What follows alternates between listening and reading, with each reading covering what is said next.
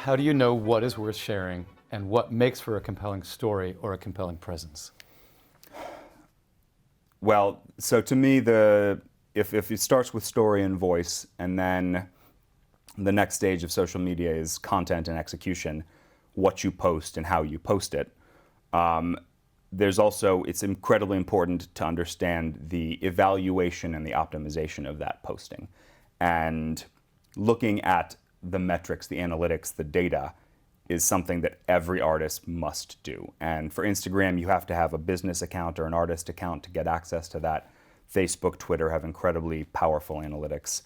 But really the things that matter for an artist, because there's a million things you can look at, that's a bit overwhelming. But what really matters to an artist is your follower growth, what drives people to come to you and just to decide to stay with you, and then the engagement. What percentage of your following engages with you, and in what way? Do they like something? Do they share it? Do they comment on it? And different types of content will cause different engagements, but understanding what your average engagement rate is hugely important, and are posts meeting that or surpassing it or falling below it?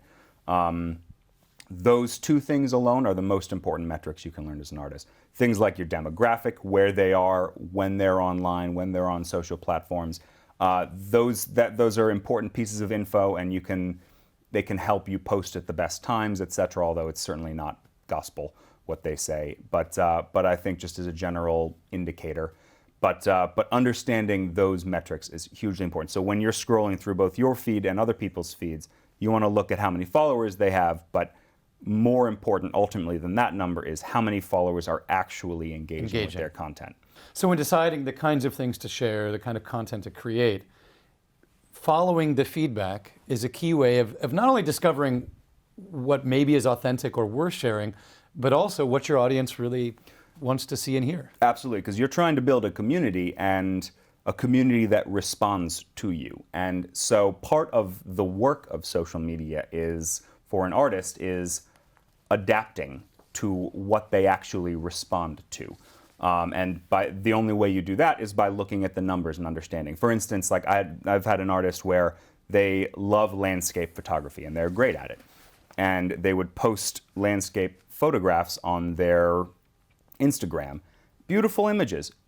When we looked at the grid and we looked at the engagement, every single one of them was consistently, without fail, underperforming the average engagement level. So the point there is, okay, are you trying to be a landscape photographer? No, you're trying to be an artist.